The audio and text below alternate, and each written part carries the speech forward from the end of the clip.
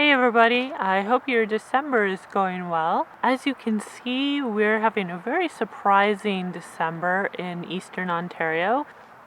There's no snow. Usually by this time in the year, we'll have a couple feet of snow, so this is very unusual. And I'm guessing really the only explanation is global warming. But it's a nice day to film a video regardless. Now you might see behind me that my garden is covered with a layer of dead leaves and has no plants in it. So if you're interested about how that came about, please check out my fall preparation video where I basically talked through my process of preparing my gardens for the winter. The winter that hasn't come yet, I think. I had a chance to reflect on the past season and what was successful in my garden as well as what wasn't so successful. So I wouldn't really say any part of the season was a failure because gardening is fun for me and it's a learning experience, and every season my garden gets a little bit better, gets a little more successful in its production. It wasn't a failure, but I do have things that I'd like to improve upon, and that's where this list comes in, and that's where this video comes in. So the first thing I'm going to be doing for my garden is trimming some branches and cutting down some trees. I've mentioned before a few times that my garden is very shady, and you can definitely see in the background tons of trees. That's because our lot is on the edge of a forest and so is partially wooded. In past seasons, I've really worked hard at improving my soil quality, improving watering, improving all the aspects of gardening that isn't sun exposure, so that my plants will have the best chance, even in a shady environment, to produce as much as possible. And now it's time to tackle the shade part. There are a few trees that we feel that we can take down, including some trees that are ridden with pests, so we don't really want them near my garden anyway because they'll just kind of invite pests into my garden. I myself am not going to do any tree cutting or branch trimming because I do not possess those skills at all. But my dad can cut a few trees down, so he'll be doing that for me. And then in terms of cutting some of the larger trees as well as trimming branches that are high up on trees, we'll get in a tree trimmer to do that. Next thing I'm going to be doing before springtime and before my planting commences is sharpening my tools.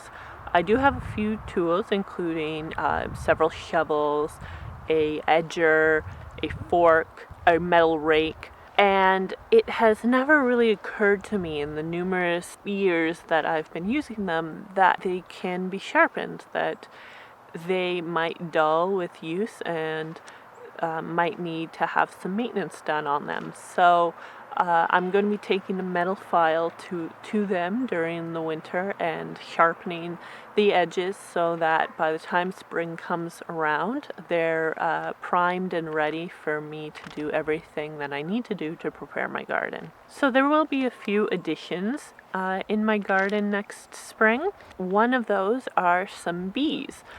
In past videos, I did briefly mention that I had a bee house that I had set up with the hope that it might attract some native bees into my garden to pollinate my fruits and vegetables.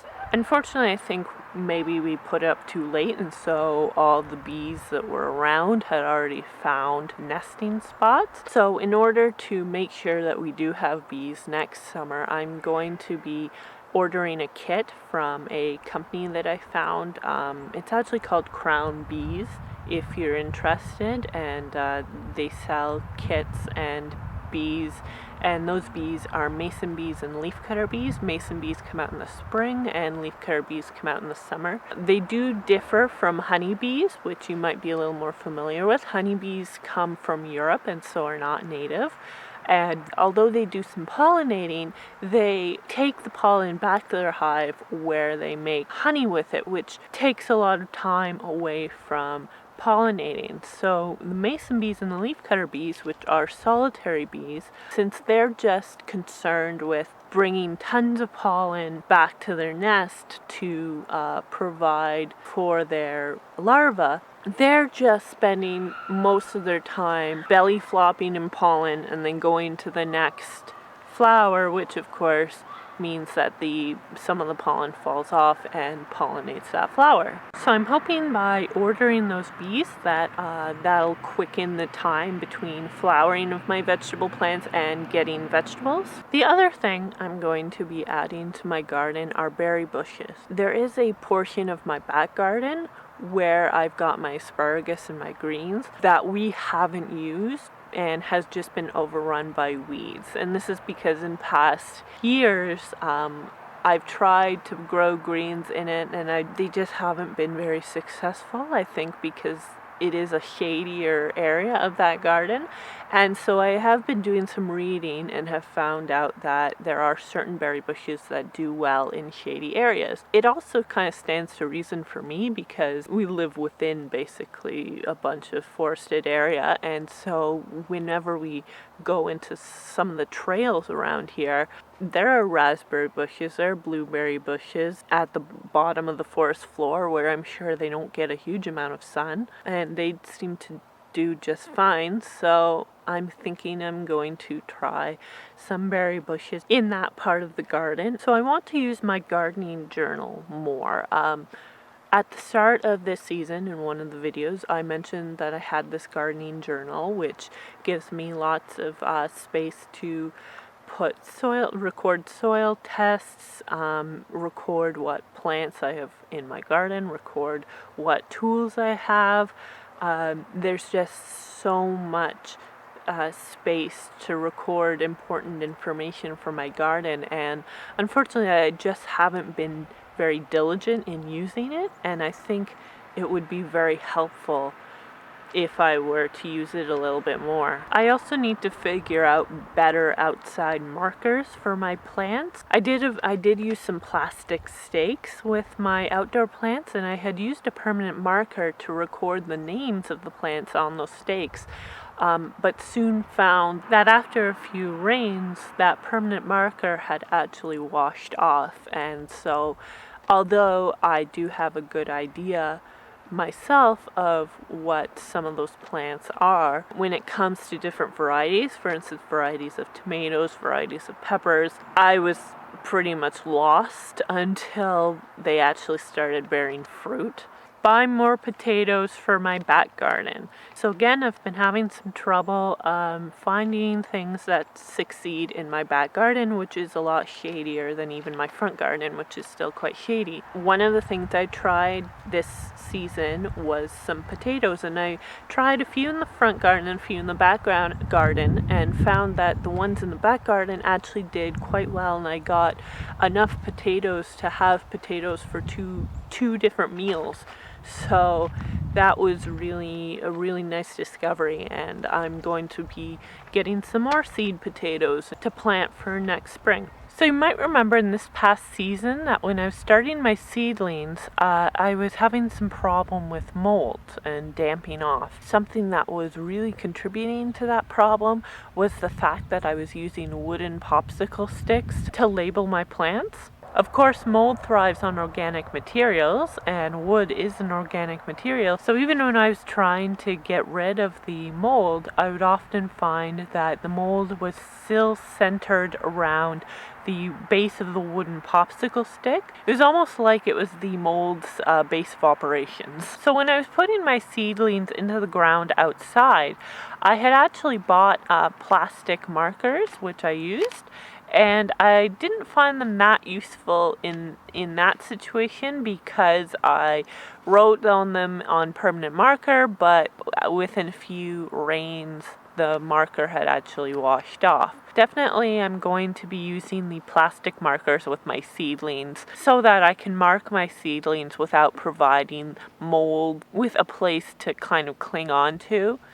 like the wood had been. Another way that I'm going to try and prevent mold from getting into my seedlings is by using a fan. If you've seen my video on damping off, then I did mention that one of the environmental factors that can lead to damping off is lack of air circulation.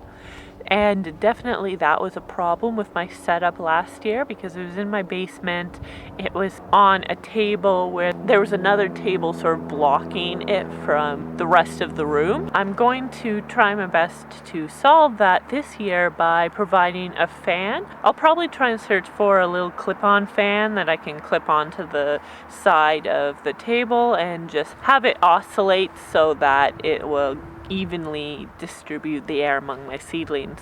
Now this next thing that I'm going to be improving on is actually something that I picked up from a fellow YouTuber. His name is Ray, and I'll post his channel in the description. He has a very good channel and I've gotten lots of tips from him, and this is one of them. So one thing I've known for a while is that tomato plants on their stem can actually grow roots out of their stem. And the way I've taken advantage of this is I'll start my seedlings indoors, let them grow, and then when I put them outside, I'll actually dig a hole so deep that when I put it in, the soil actually comes up to basically the first leaves on the tomato plant, burying part of the stem. And so what happens there is roots are able to come out of that part of the stem, provide a stronger base for the plant. So what I hadn't realized I could have done, and which is what Ray enlightened me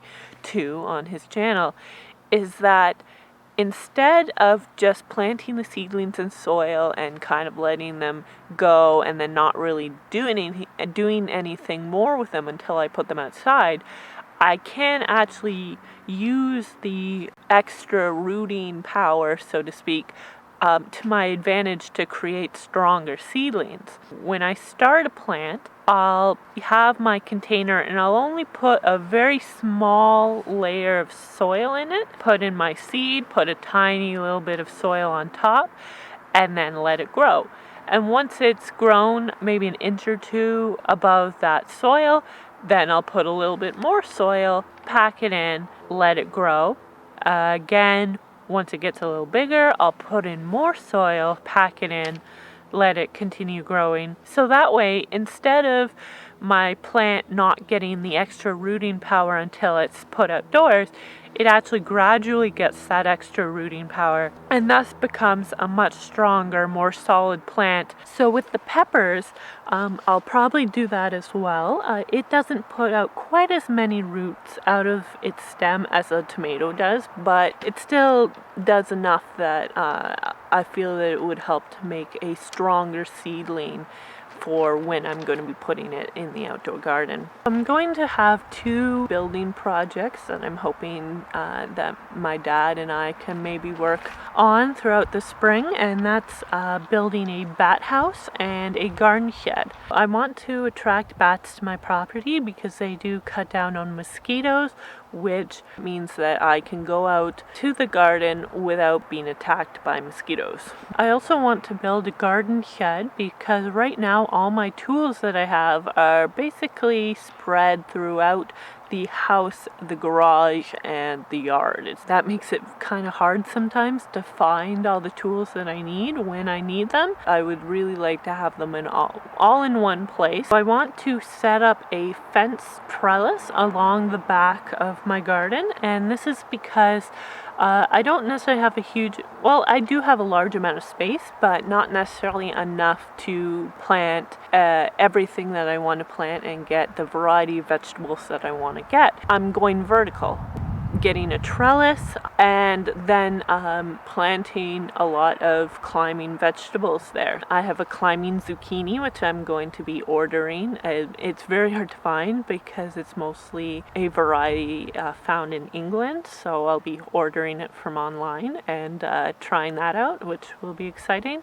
Of course, cucumbers, snow peas, green peas, a few indeterminate tomato plants, which I'll include on there, and then as it grows I'll use ties to kind of tie it to the trellis, and just in an attempt to see if that will help the tomato plants, since in past years the tomato plants have outgrown their cages and sometimes the branches end up snapping. I'm going to be putting out a toad house. This will be an attempt to invite frogs and toads to my garden, which will help eat bugs that I don't want in my garden. Additionally, I do have a butterfly house that I'll be putting out in an attempt to attract butterflies to my garden, which will help the bees in pollinating and will just look beautiful. Now, one thing I've wanted to do for a while, but haven't because of a little nervousness on my part, is forage for dandelion leaves.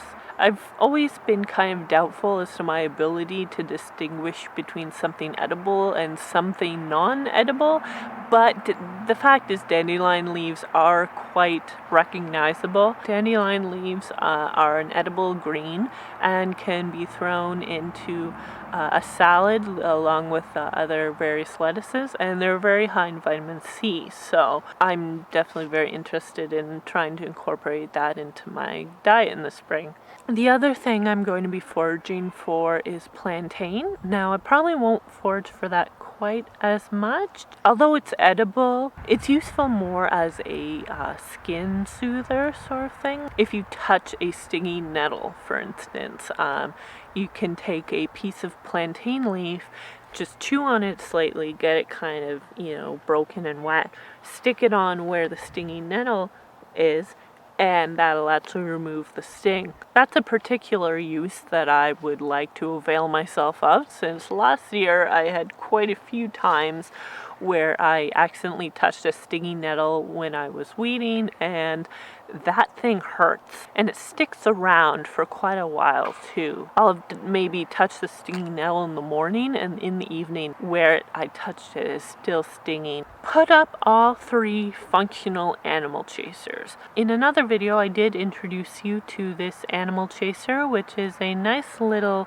doodad that I got from an online gardening store. So far, it's been the most effective in keeping deer and other small animals out of my garden, which in past years have basically devastated my garden. The animal chaser works by using a sensor. It either senses heat or movement. The sensor senses whatever it's looking for, and it lets out this sound that is actually too high pitched for human beings to hear, but is just in the right range for animals such as deer, raccoons, other small annoying animals to hear. It'll sound and it'll drive any of those animals away and keep them from getting into my garden and eating my vegetable plants. This next one is really important. I need to plant my plants in the garden with an idea of their eventual size in my mind. So this past spring, I didn't plant my plants properly. I didn't think about what their eventual size would be, and so I put certain plants too close to each other. One example was the red cabbage plant. The red cabbage plant, when I get it as a small plant, is very small, doesn't have much of a diameter, is maybe this much around and like this tall. When I planted those, I didn't give them much space between one another. I soon discovered my mistake when they got bigger and they really spread out. The leaves got quite large and they stuck out high enough to shade out other plants.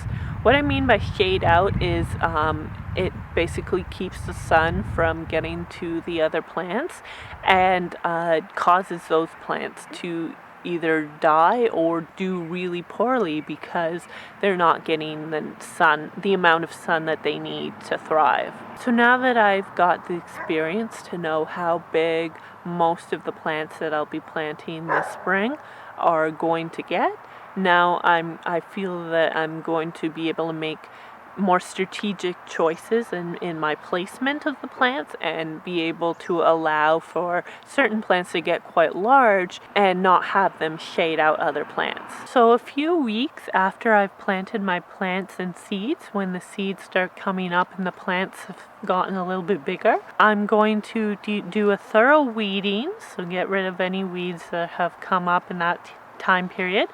And then I'm going to put down some straw, which I'll source from a local farm.